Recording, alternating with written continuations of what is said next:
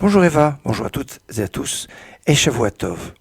Il est bon peut-être de rappeler que avant Rosh Hashanah, surtout la veille de Rosh Hashanah, on va dire, il est une tradition seulement, de se rendre au cimetière pour visiter les tzadikim. Et cette visite au cimetière a pour but de prier Hachem, pas prier les morts. On ne prie pas les morts. À la rigueur, on peut leur demander d'être nos émissaires, nos représentants auprès d'Hachem, parce que les tzadikim sont plus puissants après leur mort que de leur vivant.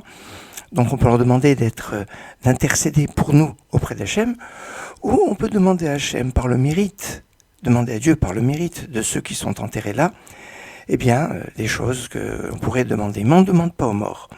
Et il est intéressant de remarquer que dans les textes, on dit que la tombe de Moshe est inconnue. Eh oui, on ne sait pas où il est enterré. Lo yada ish et kivurato, personne ne sait où est enterré sur le mont Nebo, peut-être, mais personne ne sait où Moshe est enterré.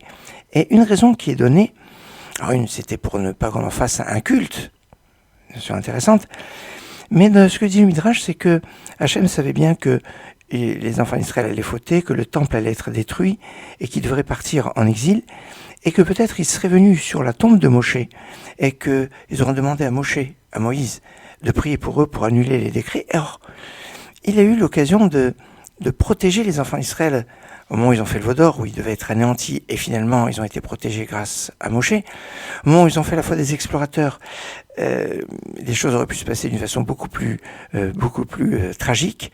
Et grâce à Moshe, eh bien, les choses ont été quand même atténuées. Or, on sait, comme on l'a dit, les tzadikim sont encore plus puissants après leur mort que de leur vivant. Alors, si on solliciterait au Moshe pour prier pour nous, pour annuler les décrets, certainement, il pourrait annuler tous les décrets qui pourraient arriver. Et c'est pour ça qu'on ne sait pas où Moshe est enterré, pour ne pas nous donner la possibilité de le solliciter pour qu'il intercède en notre faveur pour des décrets qui seraient difficiles. Alors, c'est une approche. Sur la visite au cimetière, il y a aussi un passage dans le Talmud où on nous dit que une personne avait donné beaucoup de tzedaka la veille de Rosh Hashanah, et en rentrant chez lui, sa femme l'a disputé, il est parti dormir au cimetière. Voilà une visite au cimetière liée avec la tzedaka. Et cette visite au cimetière de cette personne lui a permis d'avoir des informations par les âmes qui communiquaient entre elles sur ce qui allait se passer dans l'année qui arrive. Et de cette façon, il a eu des informations qui lui ont permis de s'enrichir d'une façon assez prodigieuse. Alors, il y a une suite dans cette histoire, mais j'aimerais juste reprendre le point où cette visite au cimetière, veille de Rosh Hashanah, alors lui, il avait dormi le soir de Rosh Hashanah au cimetière, chose qui n'est pas trop conseillée, mais il y a un lien. Tzedaka, il ne faut pas oublier de donner de la tzedaka, donner aux pauvres en allant au cimetière, avant d'aller au cimetière, en revenant du cimetière.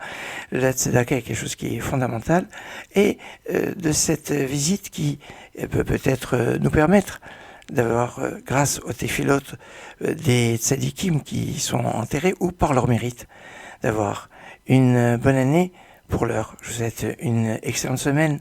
Shavua Tov.